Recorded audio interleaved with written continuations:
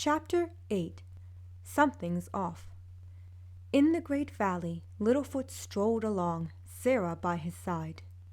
With their parents and grandparents gone, Littlefoot found himself becoming the valley's leader, Sarah by his side, giving her opinion on several occasions. As they strolled, Sarah gave a small sigh. I had a weird sleep story last night. What about? About Chomper's Island. It caught on fire. Littlefoot gave a soft hum, blinking and shrugging. Well, I had my share of odd sleep stories, like when the bright circle fell from the sky. Oh yeah, when you longnecks saved the world. I really thought that'd kill Dad, though him passing out was a bit dramatic.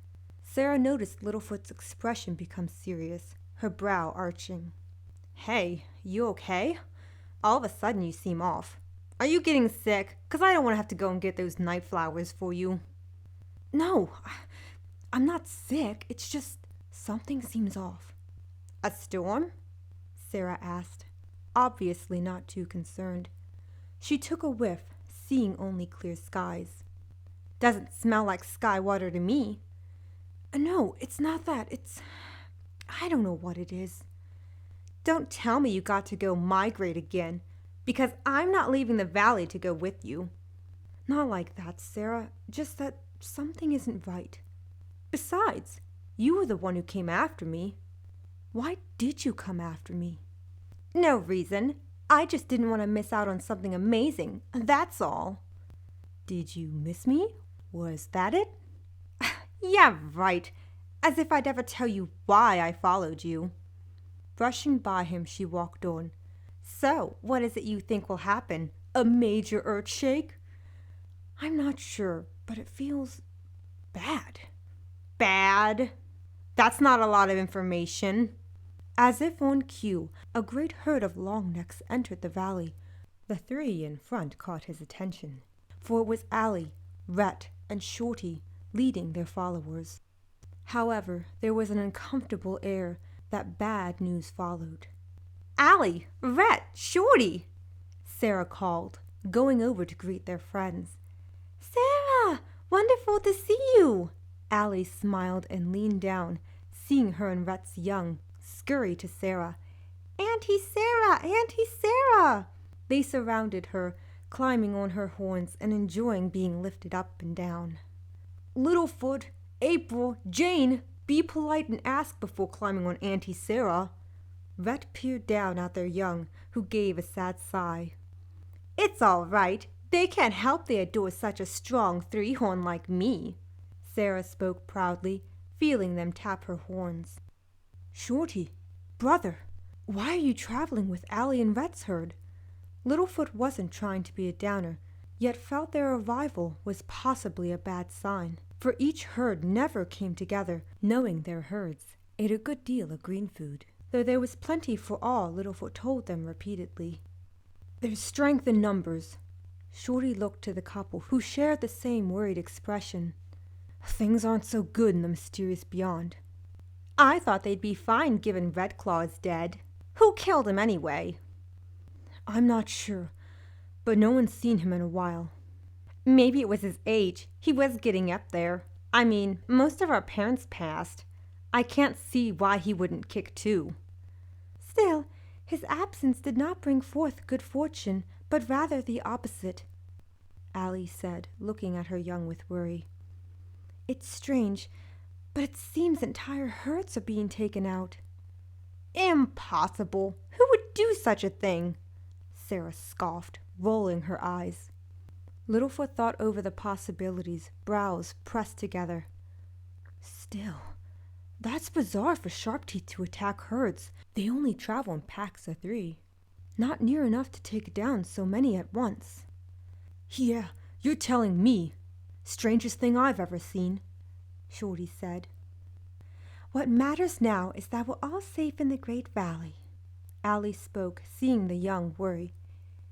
Come, we should discuss this later when small ears aren't present. We are allowed to stay here, right?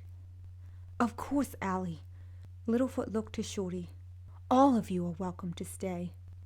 Yeah, especially if it's not safe in the mysterious beyond. Littlefoot saw Allie and Rhett depart to find a suitable place for them to settle in, both grateful. Shorty remained and noticed Littlefoot's face held concern. Something bothering you, brother? Nothing, just me being jumpy. Come on, let's go eat. I'm sure you're hungry. Do you wish to come, Sarah? Nah, you go ahead. I'll go see what Trish is up to. I'll see you around, honey. With a nod, Sarah stayed behind, letting the brothers have their alone time, hearing them talk while they left. She went her own way and got a strange sense, glancing at the great wall. Above, far in the sky, was a flyer, though it wasn't a dweller of the valley, merely someone passing by, going off into the blue sky. Odd, she said before going on. Every moment now our bond grows stronger. Two worlds, one family. Trust your heart, let fate decide to guide these lives we see. In the mysterious beyond, Chomper saw a strange sight, a herd of long necks lying dead. Cuts ran along the corpses of all, young and old. None were left alive. Sniffing the earth, he picked up on several scents, though the strongest was blood. What do you make of it, boss? Thud asked, going to eat among a body. I'm not sure, but whoever did this didn't eat them. Well, good for us. Their leftovers are our gain. Screech went to tear into one, hungry after the long walk. Besides, I'm starving. I'm going to make sure Ruby eats. Chomper managed to find a river, Ruby feeding on seaweed and a few shells, weakened by the fires she almost died in. She lapped the water, leaning back and taking a deep breath. Worried, Chomper leaned down to nuzzle her. You all right? Yes, thanks to you. Chomper, how did you hold the fire back? He was silent for a moment, sitting while his feet dipped into the cool water. Scanning around, he sighed and knew it was time to tell her the truth.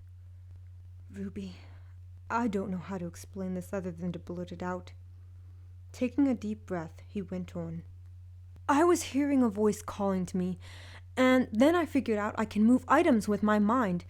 I've been training for a while, and hope to use it to beat the challenger. Ruby's beak opened, trying to ask, yet pausing for a moment. Okay, let me get this straight. You've been hearing some voice? Do you even know whom the voice belongs to? No, I haven't been able to determine that. Right, and you can move things how? Like this. Chomper looked to the water and shut his eyes, raising his hand and lifting a rock from it. Sweeping his arm out, the rock flew through the air and hit the earth. See? Okay, so now what do we do? If the mysterious island is unlivable? Well, I was thinking we'd pay a visit to the Great Valley. Concerned, Ruby took a short breath. But they might try to drive you out again, and you need food to be by the big water. I'll be okay for a while. I filled up before the journey. Besides, right now you need food to be safe. He took her in his hold, preparing to go on. The sooner we get there, the better. She didn't say anything, laying her head against him and closing her eyes, which felt heavy.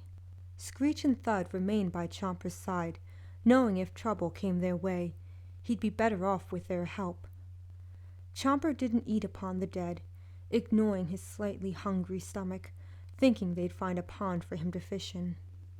Through the night they walked, unaware of what lay ahead of them. When the bright circle rose, Chomper kept everyone on the move, going till they came upon another massacre. The herd that lay before them were clubtails, the attack fresh, happening during the cover of the evening, most likely while the herd was asleep. Chomper got an uneasy feeling while they walked through the dead, body tight and tense. Inner organs were ripped from the inside out, blood splattered all over the ground. Death hung in the air, Chomper's stomach turning at the very scent. "This is awful," Screech said, noticing a decapitated head by his side, not sure where and whose body it belonged to. Screech, thud. Did Red Claw ever do anything like this? No, he never attacked and killed an entire herd. Plus, he wouldn't leave food behind. Nothing was ever wasted. What do you make of it? Whomever did this? They're killing for fun, not for survival. Chomper spoke with concern. I hope Allie and Shorty's herds are okay. Ruby opened her eyes, gasping at what was around her. Chomper, where are we? Don't look, Ruby. It's not a pretty sight. Chomper gently set his hand over her face to block her vision. Leaning into him, she shut her eyes. How sad. Hey, you! Did your pack do this? Yelled a voice. Among the dead was a survivor, though he was injured and had a claw embedded in his side. Me? No! We just got here, sir. Chomper replied politely, going to the individual, noticing the claw along his flesh. I can remove that for you. Don't you touch me, monster! Chomper stood back, not wanting to get hit by the club tail that swung out. Not intending to hurt the guy, Chomper maintained his distance and spoke in a cool voice. Please, let me help you. Tired, the male gave a nod, bags under his bloodshot eyes. Eyeing the claw up, Chomper took a breath and cocked his head, removing the claw fast. The guy cried out, glancing from the spot to Chomper. What? How? I did it with my mind. Now, can I get you water, food, maybe? Why would you help me? Because it's the nice thing to do. When the guy saw Ruby in Chomper's arms, he arched a brow. She with you? Yes, I'm Chomper. This is Ruby. The two fast biters are Screech and Thud. Let us help you. Least protect you from other Sharptooth. Seeing Ruby was unafraid, he gave a small nod. Very well. I'm rather dry. Chomper rose and went to get him food and water, Ruby remaining by the guy's side, tending to his wounds. While she worked, he glanced from her to Chomper, who with the help of fast biters gathered what was requested. Why are you with such a beast? That guy you call a monster is my friend, protects me, and is very sweet. Tightening the wrap, he jerked. And in honesty, he could have easily left you here to be killed by another. Remember, his act of kindness may save your life. The guy gave a snort, which Ruby ignored. So, you have a name, or is it Mr. Grumpy? Craig. My name is Craig. Craig was quiet for a moment, eating what was brought to him, lapping the cool water that soothed his dry throat. Thank you. I hate to ask or push, but do you recall anything, perhaps a description of your attackers? It happened so fast. I was awake, watching my family, when I heard a yell. There were 5 of them in total, a flyer, a feathered Sharptooth, along with a horned one, then a fast biter, all working to cause a panic. Craig's voice was steady, trying to hold it together. Then there was one, the leader, I'm guessing, for with a snap of fingers, as the one command, they attacked, swarming us like buzzing stingers, cutting any down.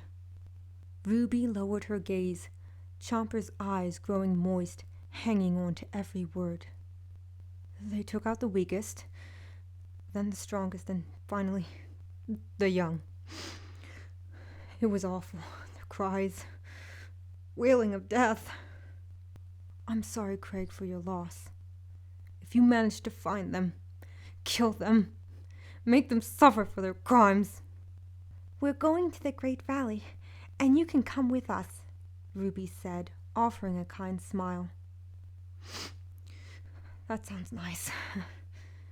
During the night, all were asleep except Chomper, who woke due to the voice singing again.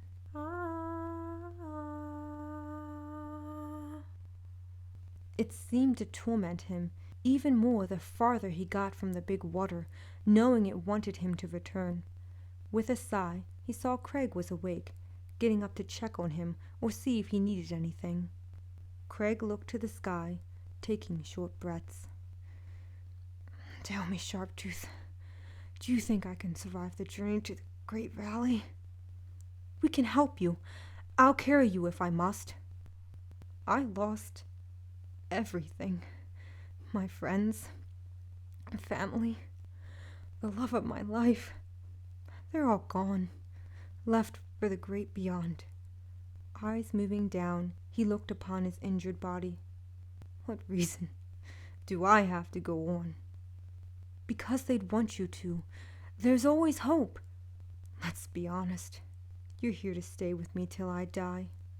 My wounds grow sore by the day, body aching, wanting it to end." He looked at Chomper, especially his muzzle.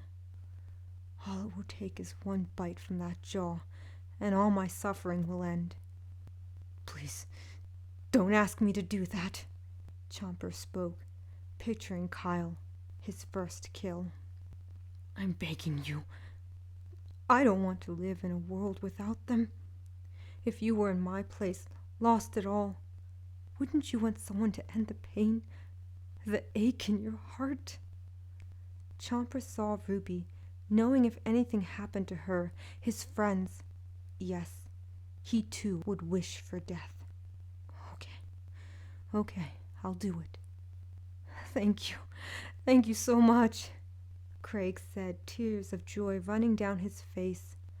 Chomper moved and placed his jaw around Craig's neck, feeling the steady pulse against his tongue. Shutting his eyes, Craig spoke one last time. "I'm coming, my love, my friends. I'll join you shortly." Eyebrows pressing together, Chomper quickly took a bite, feeling Craig move once, becoming still and letting out a final breath. For a moment, Chomper stood, unhitching his jaw to slump back. With a sniff, he cried, lowering his head and feeling guilty for taking a life. The soft sobs caught the attention of Ruby, who sat up and saw him by Craig. "Chomper?" Ruby was by his side in a flash, looking at him with a tender gaze. "He asked me to do it," Chomper choked out. "You did what was best." She went and shut Craig's eyes, standing to look upon the corpse. "He asked you to end his suffering." "And why? Why do I feel so bad? My parents told me death was a part of the circle of life and that there is no balance without it. Still, I can't seem to let it sink in." "Because you're good-hearted, Chomper." He gave a nod, continuing to cry, shoulders shaking. Ruby hugged him, being there and comforting him.